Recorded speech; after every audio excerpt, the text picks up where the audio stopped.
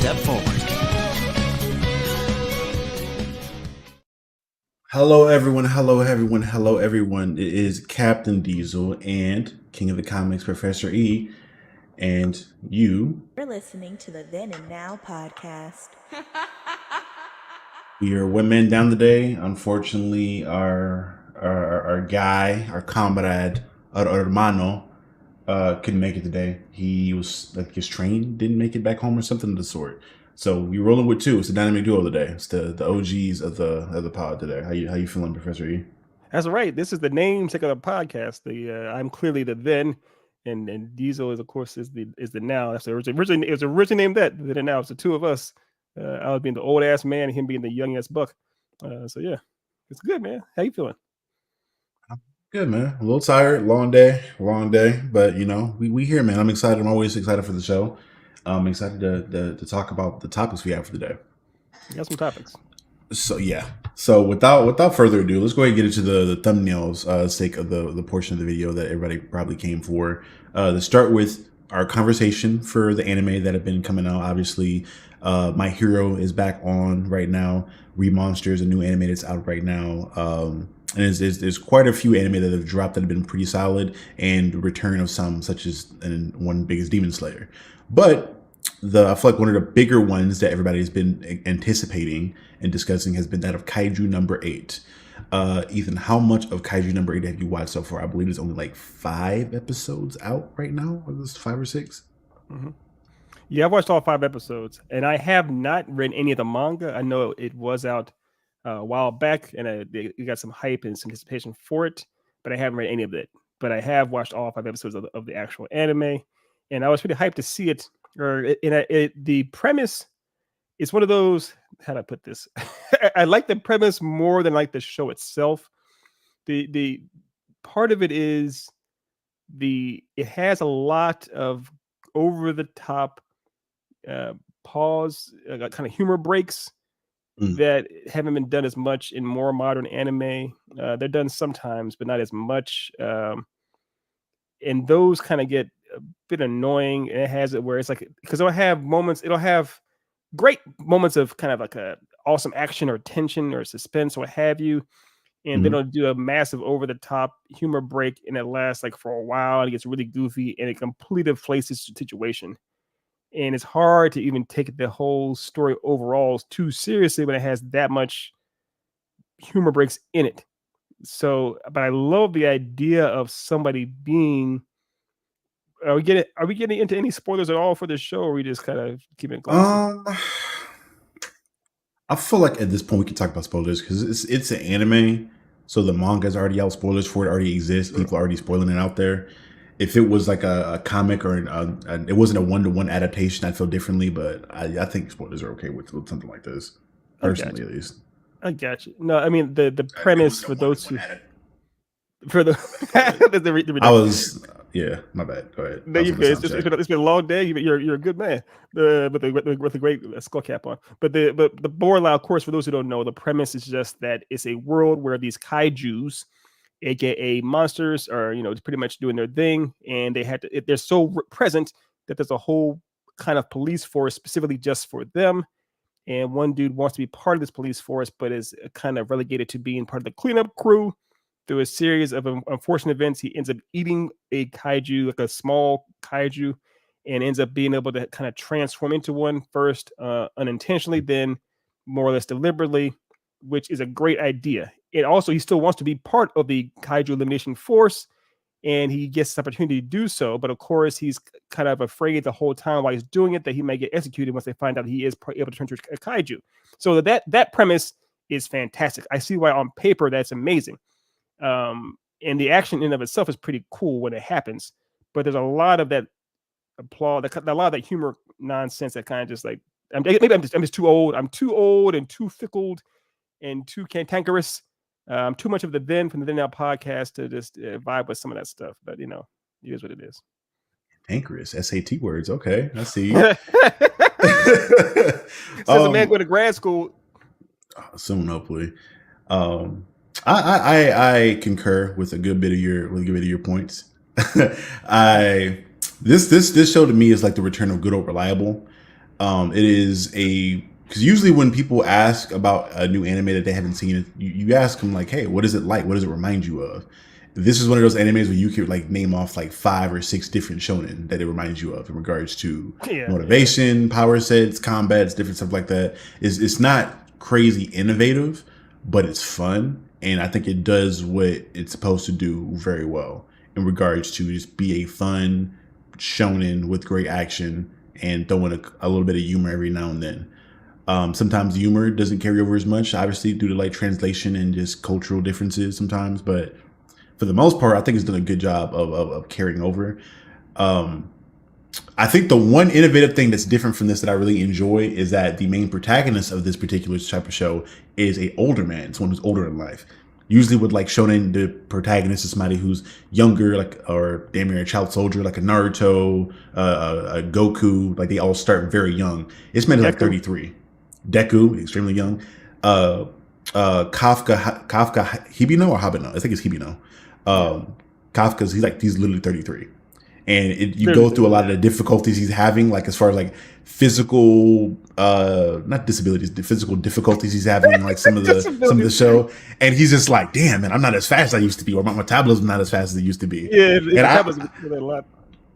I like that though. I like approaching that from a different angle. It's you're doing mostly what, like I said before, you're doing mostly what's been working in anime for a long time in regards to just being a good shonen with good progression, and you're twisting it a slight bit to where it's I think it's a little bit more relatable, honestly, for a lot more people.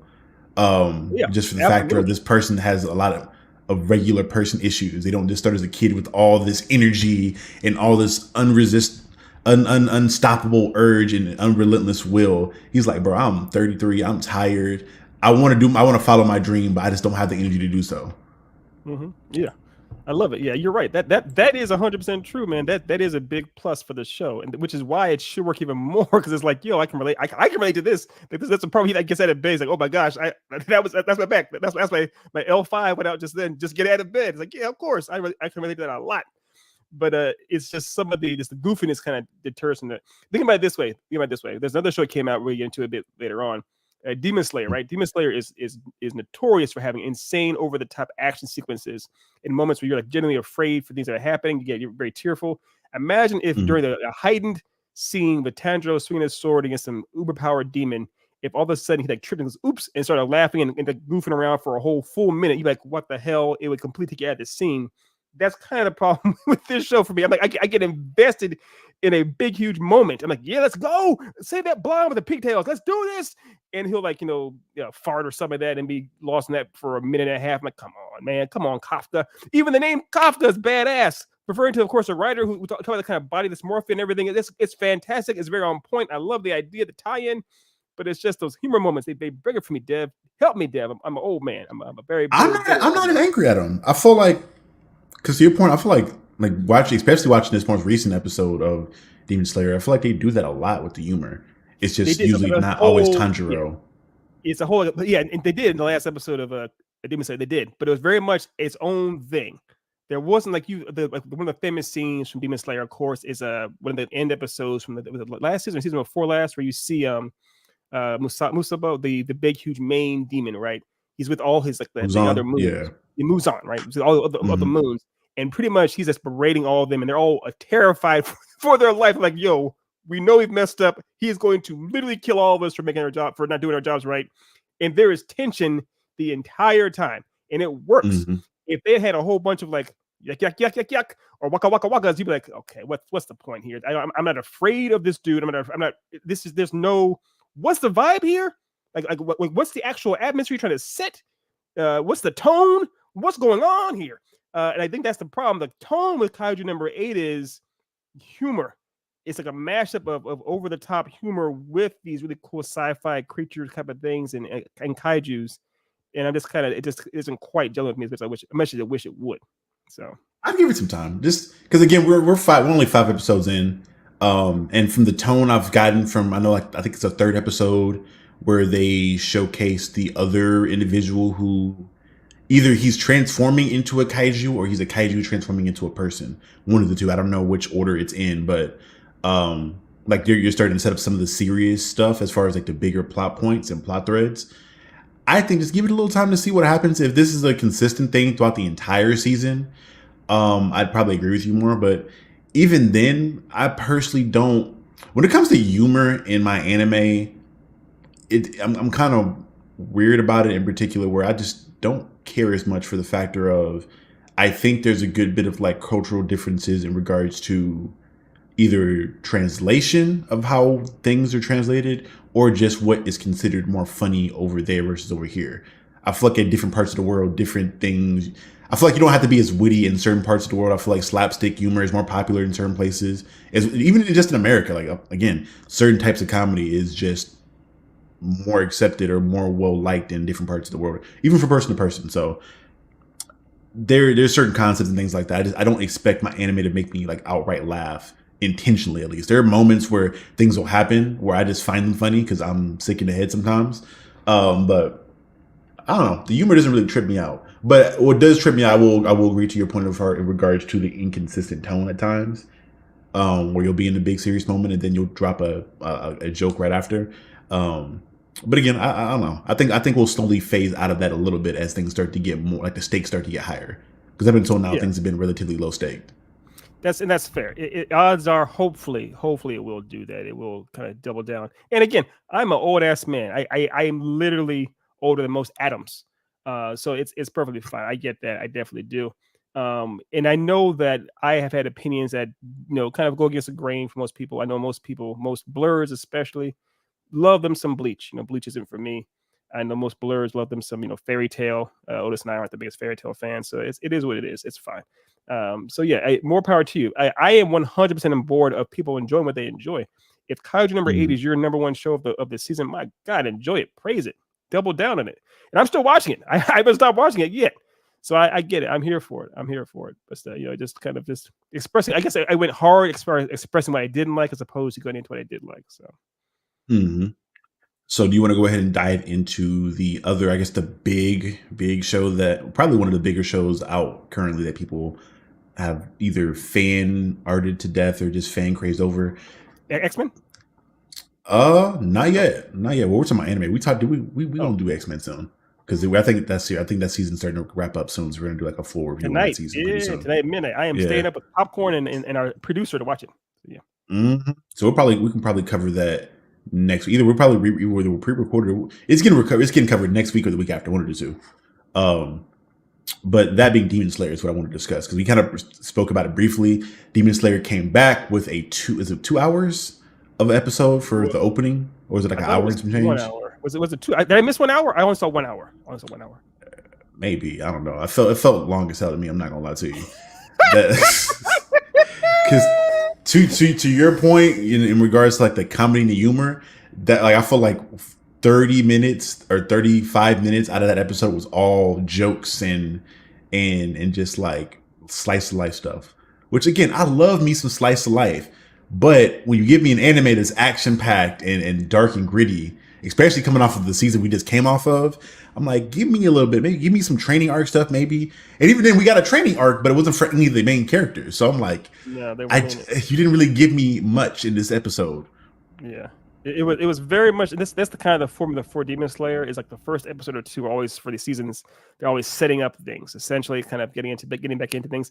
I think it's because they know how dark the seasons are going to get. It's like, look, we have to have some levity because this is going to bomb you out so hard when there's all this death and this torment coming up later on. Now, I don't think. Have you read the manga for Demon Slayer? Or are you caught up with the thing? It ended. Okay, I haven't. I normally don't read the manga like that before anime I want to watch, but after the Chainsaw Man fiasco with me, I personally for sure am not watching manga. I'm not going to read manga for anime. I'm going to plan on watching later on.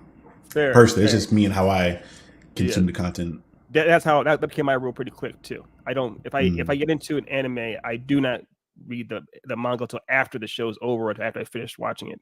And it's the same. I know Otis has finished reading Demon Slayer and he's ranting and raving about it. So I'm not sure where the season's going. I know it's a big arc. I think it's only 2 left, essentially 2 or 3 left. But the Hashira training arc is nearing the end. So I mean, but like you said before, to your credit, in our previous conversation about Kaiju number 8, you got to give it, of course, a few more episodes to get into it. Now, one thing about it was the first, if you remember way back in the wind, the first episode of Demon Slayer of all time, it stayed consistent with that tone. There was no like, there were no humor breaks. It was all just like, my family's dead. My sister's trying to kill me. Help me, dear Jesus, Lord, what's going on here? I smell blood everywhere. It was pure macabre, borderline Blade in feudal Japan type of stuff. But we've seen they've kind of earned the benefit of the doubt. Yes, this episode did have, it started off with a bang. It had two Hashiras we haven't seen in action going ham. Unfortunately, Otis isn't here right now. His favorite Hashira is the Wind Hashira, the guy that has the scars and uses the green blade. I was not aware of that, actually. That's his favorite one. Yeah. So we got to see him in action a little bit, him along with the Viper or the Snake Hashira. He's not called the Snake Hashira, but he used the snake a lot. Those two in action. And it was badass. It was great for the first 10 minutes. And the rest of it was a lot of humor breaks, a lot of nonsense, a lot of crazy stuff over the top. But I think it was kind of hard to watch for the most part, but it is what it is. A lot of talking heads, you know. But it was cool to see what they're doing with the series as far for this season. They're setting up the idea of them training the other, Demon Slayer, the Slayer Corps, to actually be Hashiras more or less, or be much better than they are. I believe they're trying to set up the idea that Tanjiro would essentially join their ranks. I know my boy Giyu has always wanted Tanjiro to be his replacement because of his what's it called? Basically, he has imposter syndrome to the nth degree and everything else. So it's I believe they're getting into that some more, which is great. But yeah, it was a lot. It wasn't necessarily the best over the top beginning for a season starter, but it is what it is. Right. So we'll see how it goes. I'm trying to be more patient with the beginning of these shows starting off. I'm like, okay, we can't just come in on 10. I understand that. I think we're a little bit spoiled with shows with Invincible or JJK. Like they kind of started off kind of hot. But I digress. It is what it is as far as that goes. So to move into some of the other, I know there are a few other anime that came out that are relatively new. I guess one that I've been binging at recommendation of our other co-host, Lelouch, being Remonster. Have you watched any Remonster yet? No, I have not. Yeah, that's one. That's an interesting one. We won't dive too deep into it if you haven't seen too much of it, but let's just say I was very skeptical about the series initially because I seen it was more about goblins, and from what I've noticed about goblins in fantasy lore, they partake in a action that is very deplorable that I can't watch on screen. Granted, this show does they use it as a stakes raiser, but they never really get there, kinda. But we can have that discussion. I'll probably have the discussion with Otis probably when he gets back. I know he's been watching a lot more of it as well. But is there any other anime you want to kind of get into before we move forward into some of the tweets I got pulled up? Sure. I mean, yeah. I wish I have heard a little bit about Remonster. I haven't watched it. Obviously, My Hero had his first 2 episodes of the season came out too. Season 7, I think. Season 7 or season 6 for My Hero. Have you seen the first 2 episodes of that for this season? I have. I don't know how I forgot about My Hero. Jesus Christ. I think it's season 6, I believe, for My Hero. I think. Okay. 5 or 6. I'm sure they'll correct us in the comment section immediately. They'll correct us about that. Yeah. Producer Cito, can you check that for us on what season we're on for My Hero? It's cool. We can play that card now. That's fun. I definitely am enjoying My Hero. My Hero is one of the very few anime that I will watch subbed. You know me, I have no qualms with waiting for an anime to be dubbed before I go by to watch it.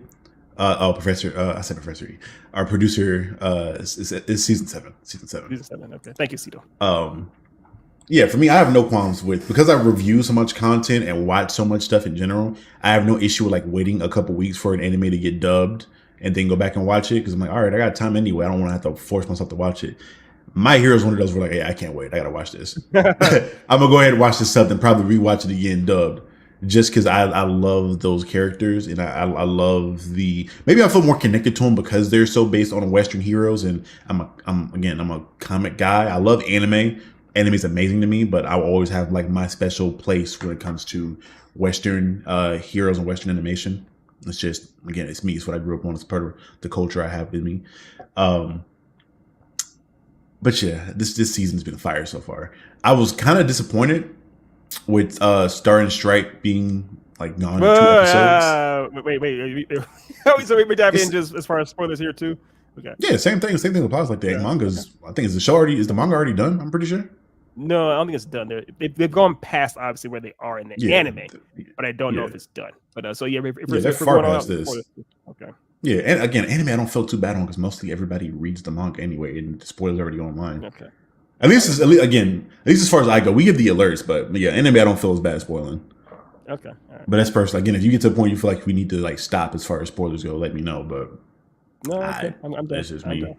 Okay. But as you were saying, yeah, Star and Stripe being on was kind of disappointing for me. I'm not gonna lie, because they made her seem so imposing and dope near the end of season 6, and I'm like, ooh, she looking like All Might. She coming in with the traps, the lats. I'm into like WWE women's wrestling again, really heavy. So I'm like, she got all the shoulders like Rhea and shit. She's clean swole. Like she looks like Rhea, original OG Rhea when she was blonde. Yeah, right. And she's gone again, and the new order quirk she has, I thought was dope. They have these like the quirks they're bringing in with these characters are so intricate because they were trying to explain it, and part of me was kind of irritated because I'm like, damn, why is her quirk so damn layered? Like you can't. I felt like it needs to be simplified a little bit because I feel like every attack she has, they have to explain how it's a different part of her quirk that like reacts every other ability she does or every other attack she does. But at the end of the day, I think it was dope in how it was displayed, and I was kind of sad that she like died off rip. Like, damn, I just used her to nerf Shigaraki for a little bit. Yeah, that's pretty much what she was used as, like a plot device to kind of like reset him a little bit and like bring him back down. And I'm not mad at that because you needed to wait. I was questioning last season on like how did they even fight this man? Because he's taking out an entire city with like touching the ground. And you can't touch the ground when he's touching the ground. I'm like, I don't know what you do. Right. I don't know how you survive. Right. So this makes more sense in regards to nerfing a little bit. Well, also one thing I do know from the manga though is that she is around. It seems longer because this animes typically cover like 4 or 5 episodes or 4 or 5 issues of a manga per episode. So obviously she lasted longer in the manga than she did in the anime. But yeah, it was kind of like, oh man, so I thought she would be around. Presumably to the end, more or less. I didn't know, and she did go out. She went out quick. She went out like a soldier, and it seems almost like she's still haunting his body for the most part. Shigaraki in All for One, but it is very much we won't really see her in full display. It seems like this show has a thing against blondes. Like remember Lemillion came out. Right. Lemillion was supposed to be the heir apparent who was the original heir for, of course, having the One for All. That didn't happen, and then he got kind of clapped almost, and basically lost his powers. I guess he got them back, yes, but he was done for seasons. He wasn't around for seasons, so it's a weird thing to have a really anthem to having blondes on this show for some reason. Anyone that looks like All Might to any extent is in trouble for this show. It is insane. Like bro, like you gonna struggle. You gonna get your ass kicked in the show. Low key, it may be unpopular opinion, but I low key kind of wish it was Miriko that died instead of Star and Stripe. I'm not gonna lie. I love Miriko as a character for what she did in I think the last season, and I absolutely love all the cosplays we've gotten of her have been beautiful women cosplaying. She's gotta be the most cosplayed. She has to be before her, but yeah. Before her was Kagero. What's the one that can produce using her lipids can create anything essentially? Is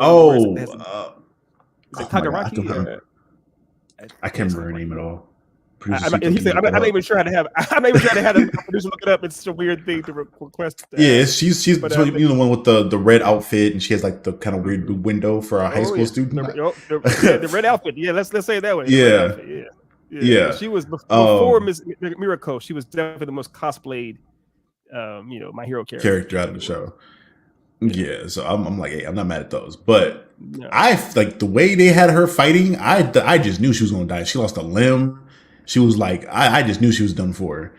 And then Star and Stripe, I feel like didn't even go through as big of a like she went through a struggle with her fight, but she didn't even take as much damage as Miriko did in her fight. And I'm like, damn, so she's alive, but she isn't. I don't understand. Yeah, I mean, it is what it is.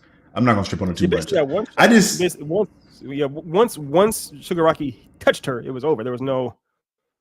Like he's that broken, like you said, he is that broken that once he touches you, it doesn't matter what you are, there's no coming back. Right. Also, it does seem like he's so broken. It's like they literally hit him with the power of God almost twice, and he got nuked multiple ways inside and out. And he's still right. It's like it is very much like you said. They had to go do something over the top to nerf him somewhat to make him put him back on the table. Otherwise, he was just so far out there. What's the point? I was trying to figure out why Endeavor and the other Japanese heroes were taking such sweet time getting to her, because they knew she was coming, and I'm pretty sure Endeavor like saw her in the distance. Yeah, and you see her putting up a fight, like because it could be like a Dragon Ball thing where like the fight in reality took like 30 seconds, but in like the actual viewing of it, it's like the 2 episodes we saw.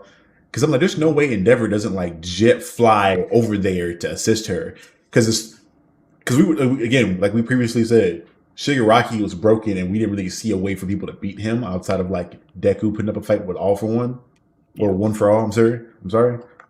Mm-hmm. Yeah.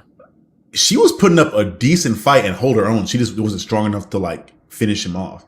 If you have one more hero there to help her out, this show's over with. They're done, because they can overwhelm him. Because if she can hold him at bay like that, that's nothing for Endeavor or the other heroes just to jump in on him and just take him out. But I wonder what they could have done. Like, I mean, if you saw what they were hitting him with. I mean, she literally created like the but this wasn't enough though. Fun. Yeah, that's so. What else could they? I mean, obviously, Hawk's still, his wings are still nubbed up. With Gene, he couldn't do anything. Compare, strings. More so Endeavor. I feel like Endeavor, with as strong as he was, could have been like enough. Because if he was already like skin, like not even just skin and bones, but like skin under skin, and was injured from just her attack, I'm like, another Endeavor supernova blast. I'm like, I don't know if it would have killed him, but damn, you could have done enough. I don't know. This is just, again, me not poking holes in plot, because it wasn't a hole. It's kind of a plot hole, I guess, but because we've seen Endeavor fly incredibly fast and cover ground. Like part of the training arc for Deku and not Shigaraki, what's Buddy's name? Half Hot, Half Cold. Todoroki. Like was like their speed and being able to keep up with them. So he's just like casually flying. They see her in the distance. The number one hero in all of America. Was she the number one in the world at that point? I think. I can't remember if she was just number one in America or the world. Maybe in America, I'm not sure. Yeah, but also it may have been this too. Like, I mean, think about this. Think about what they were doing. They were hitting him with, essentially, they weren't quite nukes, but they were close enough to nukes. She was, harnessing the power of the sun and she was a giant kaiju herself. By the way, I'm imagining our producer listening to us describe this, like him, like, what are they talking about? It's one of those things you have to see to believe it, and once you see it, it's hard to believe. But imagining. Yeah, but this imagining Endeavor getting there, he may almost, like, I can't imagine him surviving that much better. He may even get in the way, so to speak, because he's not, the explosion was still F him up. Like, she was able to use her rules to kind of keep, and she's also having the pilots, all the pilots and the stealth planes are basically trying to keep up with her. They've coordinated this type of thing. They are a attack squad, attack force together. He's not really part of it. So him getting involved may just kind of throw things off balance. But again, that's just my take on things. I don't know. I'm not sure. That is something I do want to speak on as well. It's like something dope I thought was done very well in regards to characterizing America. Sometimes in certain anime, you see how the East sees America in general. I think like Bandit Keith and Yu-Gi-Oh! Is like the prime example. You give the dude the USA headband. He's walking around with a gun with the blicky that's robbing people. I loved how in this they made Starry Stripe and like they paired her so well with the Air Force. Granted, I don't think the Air Force in itself is like an American symbol, but I love how they had her working in tandem with the Air Force. It felt like America to me. Like, it didn't just feel like, obviously it was a depiction of how they saw America, but it felt like very American in regards to how an American superhero would be one with the at least in the perfect world, not in reality, but in the perfect world, how they were working side by side with the military and how they assigned her a squadron to work with her to maximize her abilities and whatnot.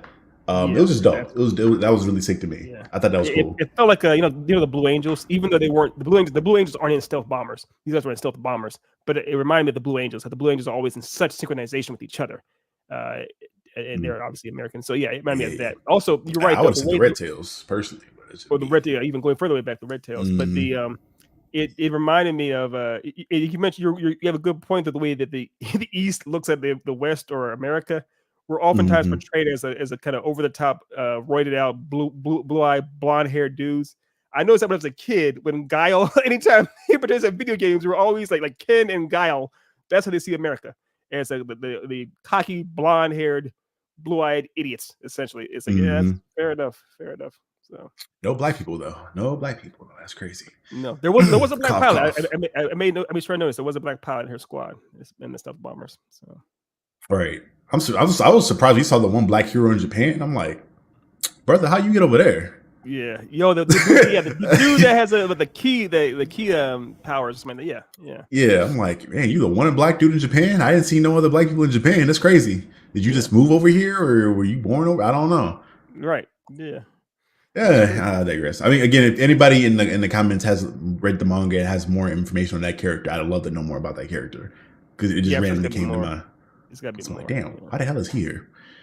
But yeah, to move into a reaction portion, I is something that I wanted to start implementing into the show. Just for funsies. We have our main topics, but I like to, now that I'm on Twitter more with my Captain Diesel stuff, I'll try to run by and comment on other creator stuff and see the random stuff. And usually it provides a post that is, I think, discussion worthy. The one I have for today, I'll go ahead and get this on the screen, by a friend of the pod, a friend of ours, Mr. Blur Without Fear. In this post here, he says, "Hello, my name is Ernie and I'm the guy that likes Punisher Warzone that came out in 2008. So I use that to say, obviously, most people think that Punisher Warzone is pretty objectively bad in most people's eyes. Is there so we've kind of had this discussion briefly on the show before, but is there a show or any piece of content in general that you think most people would find objectively bad, but you personally love for whatever reason?" Yeah, I mean, they're definitely, of course, everybody has their essentially what they call their guilty pleasures, right? I definitely have mine. I think the one I bring up the most often is Mummy Returns with Brendan Fraser and The Rock, where The Rock the Scorpion King. The Scorpion King. It's his movie debut, his film debut, and of course that CGI is. They literally had about a third of the time to work on his CGI monster at the end as they're supposed to. So it's notorious for being horrible CGI.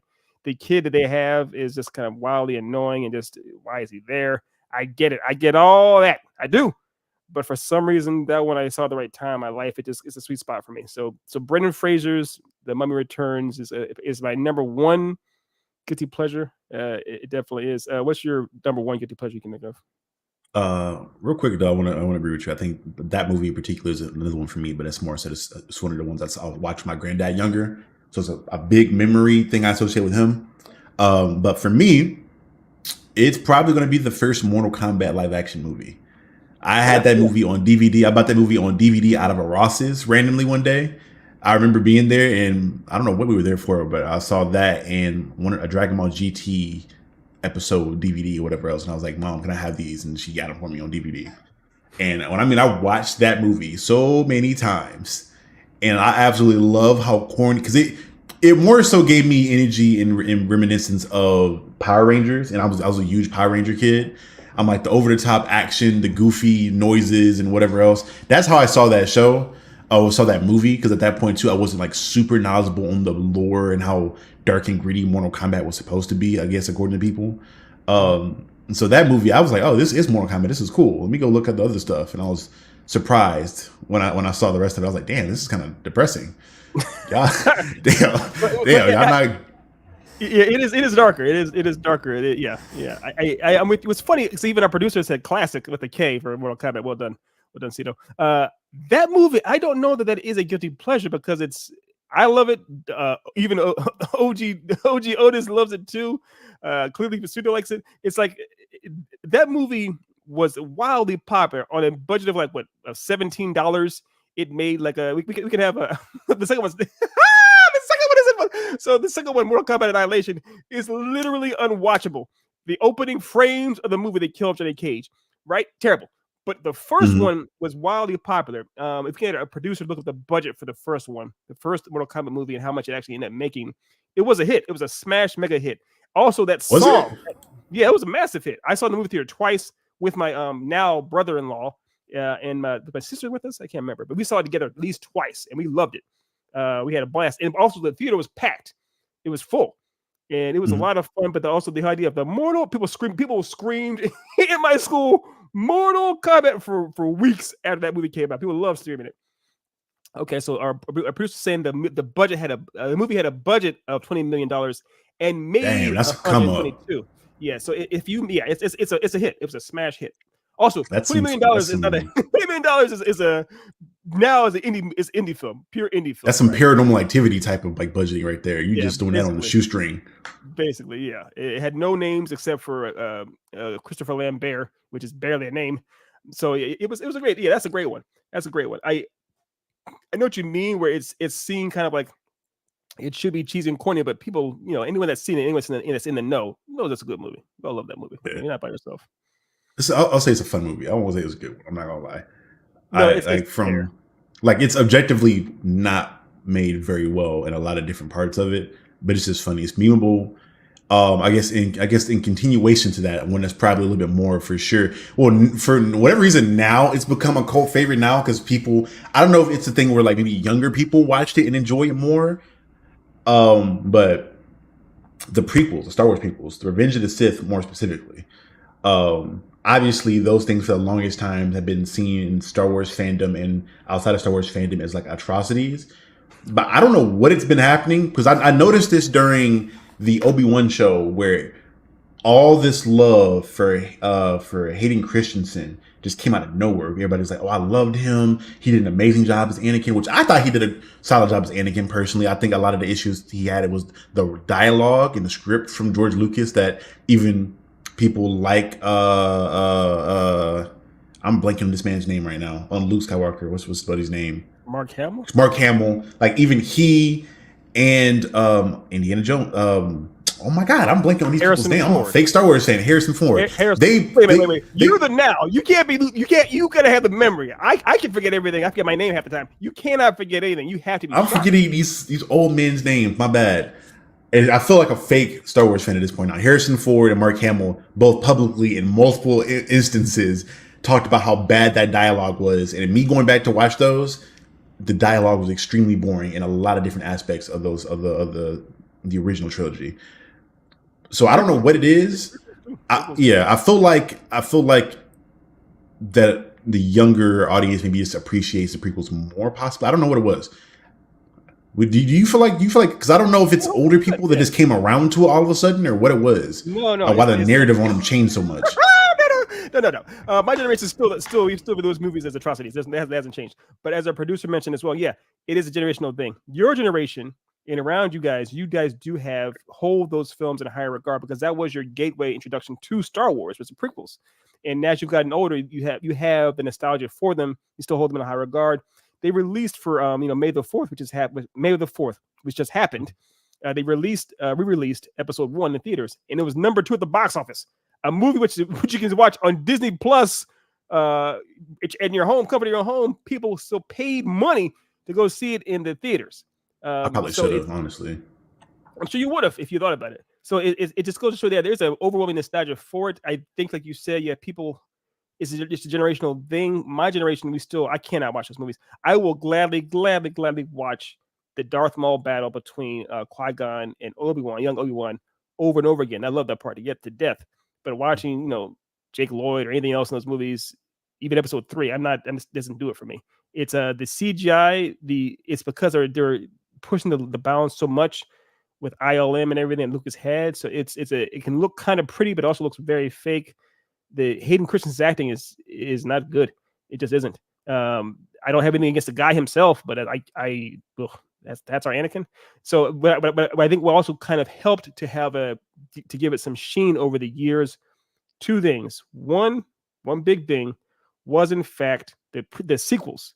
People viewed the sequels as being so bad that by comparison, it definitely bolster up the prequels. And number 2 was Star Wars Clone Wars, the animated series, the Clone Wars, which is great.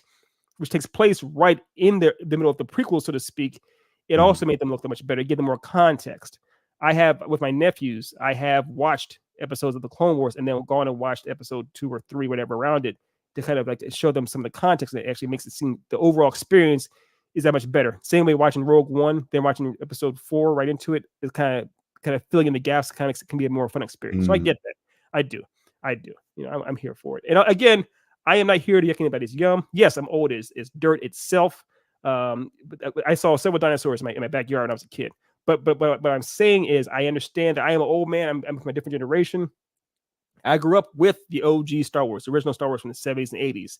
I know that the Dev, you grew up with the Star Wars from the 90s. I'm sorry, late 99, whatever, and then into the early 2000s. So there's something for everybody. You know, it is what it is. One thing I've noticed though, going back and rewatching those movies, especially like during May the 4th, I watched Phantom Menace, but I watched it at home. I didn't go to the theater and watch it. George Lucas is not a horrible director. He's a horrible like screenplay writer. Like, he can't write dialogue very well. Granted, there's like forever will be instances where I love the dialogue that he writes for like the best scenes in all the prequels, or any scene where Anakin and Palpatine are speaking with one another, and watching Palpatine just slowly worm his way into Anakin's brain. That was like some top tier acting and top tier writing on that point from that front. Granted, some of it is like overly Shakespearean. The part in episode 3 where they're singing that like opera type of thing, that is probably the best. The opera scene, that's probably the best scene in all the movies. Is that part right there? That conversation. Because I gotta look up the actor's name, because he's an amazing. Him and the original Palpatine actor are amazing. It's the same guy. I think is it the same guy? It's the same guy, because he wore makeup and a hood when he was in the movies from the 70s and 80s. Oh. I just always assumed that wasn't the same person. I never knew that. Is it Ian something? Ian McDermott. Ian McKellen. No, Ian McKellen. Ian McKellen's Gandalf. No, I think it's the same person. No, I'm looking up. I'm sitting here. I could be wrong. I'm sorry. I think I'm wrong. No, I think it's his name's Ian McKellen. That's the guy who played the Emperor Palpatine in all the films. Is Ian McKellen? Ian McDiarmid. Dermot. It is Ian McDermott. Yes, I thought it was. Yeah, that's what I thought it was. Yeah, Ian McDermott. Wait a minute. Is it Ian McKellen? I think Ian McKellen is. I'm looking at it right now. It's Ian McDermott. I know at least he's the prequel. He's at least did the prequels. He is in the prequels, but is it? Is it Ian McKellen Gandalf, aka Magneto? Make sure I'm not going crazy there. Okay, yeah, just double checking. So McKellen's Gandalf. This is why we have Eddie Rosito here. Thank you. We should call this episode just Butcher everything as far as names. We have butchered everyone's name today. But McDermott, yeah, he's an amazing Palpatine. I love his Palpatine, and I love those scenes. And there's one scene in particular that I want at some point soon. I want to do a type of video on the channel where we like break down a scene, or just kind of like rewatch scenes. There's one in particular during the episode 3 where they're in his office, and this essentially is when Palpatine just admits that he's a Sith to Anakin, and you see Anakin like draw a saber on him, and he's like ready to kill him. He's kind of angry, and you see Palpatine just like nonchalantly just wave him off, and like without fear is slowly just continuing to worm his way into his brain until he gets there, and you start to see Anakin regurgitate narratives and beliefs that Palpatine has given to him. It's so perfectly well. That's why I love Palpatine so much as a villain, not just Star Wars, but in general, because he's just so slick with his words and his manipulation and how conniving he is. He's so evil, and he just revels in being evil. He's like, yes. Good. Yeah. You know what? Let's bring it full circle back to Kaiju number 8, right? So Kaiju number 8, on paper, so many things about it seem really, really strong, but some things that the execution is a little wonky. Same thing with the prequels. The narrative is pure. The narrative is amazing. The idea of watching one dude manipulate essentially both sides of the Force to get what he wants, and to bring about the destruction of the Jedi by having almost by himself under the right hand of the noses. It's amazing. And having Ian McDermott portray it beautifully. Of course, it is very much intact. I get you, man. I see why. I think that's a big reason why these movies have kind of a rejuvenation over the years. I got you. I'm here for it. It is very fun. It's very iconic about it. There's an identity to it. There isn't much of an identity to the sequels. There is very much an identity to the prequels. And I believe Ian McDermott is the only actor to be in the prequels, the original films, and the sequels. He has to be, right? I know he's in the sequels and in the prequels. I didn't see him in the original. I think in the original. Matter of fact, let me look up. He's the original Emperor, so he's in all 3 generations. Then I'm gonna look up, just double check, because I didn't he's look in up the episode originals. 1, 2, and 3. Episode 5. Yeah, he's in. Yeah, okay. So yeah, he's in the originals as well. Yeah. So he's been. He's only. And, oh, I'm sorry. You're right. I'm sorry. Chewbacca's actor, Peter. I can't remember his last name now. Peter, the guy who I'm going to draw a blank too. Peter Mayhew. Yeah, Peter Mayhew was also in all 3 generations of films. Wait, no. Yeah, he was in the prequels, I guess, that in the episode 3 briefly with Yoda. That's right. Yeah. Mm-hmm. Okay. So yeah, I see what you're saying. There's definitely a strong identity to the prequels. I get it, and people do love themselves some Anakin and Obi-Wan. Let me ask you a question right now, Dev. When you think of Obi-Wan, do you think of Alec Guinness from the original 3, or do you think of Juan McGregor? Yeah. That's to your point. Just so we've seen so much more of him in that role. A lot more. And even if not just him, we've seen other characters, like other versions of that character, be made to look like that version of him. From the Clone Wars, and they're doing Ewan McGregor doing Obi-Wan. They're not doing. Yeah. I mean, the only other time they don't is like in Rebels, where they go back to the older grizzled one where he's like fighting Maul in Rebels, which is a great scene. Another scene. Great scene. I'm gonna make that a video. I'm gonna figure out how we do that video. We're gonna start breaking down scenes in different shows and movies, whatever else, and kind of just break them down and have this discussion. I gotta figure out how to edit those, but that's gonna be fun. I think we should do that. No, it's a lot of fun to do those. So we did something like that in my class. Shout outs to CS Arts, California School of the Arts, Duarte. But we did one of those things. We did it for several introductions. I told you about that before. We did class introductions. We did one for have you seen The Professional with John Reno, Leon the Professional? Long story short, there's a scene in the opening scene with The Professional as he's taking out so many people without actually having to fire a single gun or be seen. And he gets right next to the main guy and just stands right behind him with a knife, and that's it. But I had my class watch that opening 7 minutes or so, and then basically we broke down why it works so well, as far as like almost a frame by frame type of thing. How you do if you're doing it with the actual still images in an anime or comic book or a manga. So it's a fun thing to do. I'm definitely on board if we're going to do that. It'd be a lot of fun to do. Yeah, we can knock one of those out next week for the pre-record. Honestly, I just had a plan out. I'll give it to Cito and like how we can edit that to where it doesn't get copyright claimed. All the hell. Yeah, exactly. Speaking of which, I think our producer said "so dreamy." I think he means. I'm not sure if he's like okay. I guarantee he's talking about. Yeah, I know he's talking about Juan. Either way, it's like do you mean John Reno is a professional? Yeah. Yeah, we know Cito up by this point. Yeah, I knew he's talking about Juan. Is it Juan or is it Juan or Juan McGregor? I don't know if the East at the East Island. No, I think it's pronounced Ewan because Ewan. Okay. Because he's Irish, right? Irish or like Scottish? I'm pretty sure. I think he's Irish or Scottish. He's Irish. A wee bit Scottish. Yeah, we're Scottish. He's Scottish. Okay, he's Scottish. Yeah. Because Mick Gregor is son of Gregor. That's what it is. All right. Anyway. Yeah, Buddy is But to that scene really quickly. Lucas isn't a horrible director. He has certain shots in that scene in particular where he is showcasing like people's different angles and placing people in camp. Again, sometimes you could argue maybe he did it by accident, but some certain things that are done that well that work that much, I don't think it's ever done by accident personally. In regards to how good that shot was, and then even the original trilogy, like it seems like all the best scenes that George Lucas directs are all Palpatine scenes. Because you look at the one in particular where he is in the Death Star. And Palpatine essentially tells Luke to embrace the dark side, and Luke is like, "No." He throws a saber at him, and he's like, "No, I'll never embrace the dark side. I'm a Jedi." And he's like, He looks at him, and you see the camera pan from Palpatine to Luke, and there's a little break, and he's given room for that John Williams amazing fucking score to like build up tension, and he's like, "So be it, Jedi." And then just take him out. The only problem is Lucas didn't direct the second 2 Star Wars movies. Did he not? Okay. He did all the prequels. All 3 of those are his. He did the first one. He did episode 4, and then episodes 5 and 6 for somebody else. But you're right. The directing did get, it's directing shines. There are some great moments that are directed really well. In I mentioned before, episode 3, the conversation between Palpatine and Hayden Christensen, some of the best acting, some of the best directing. It shouldn't work nearly. The atmosphere. That scene is fantastic. If the whole movie had been like that, I'd be yo.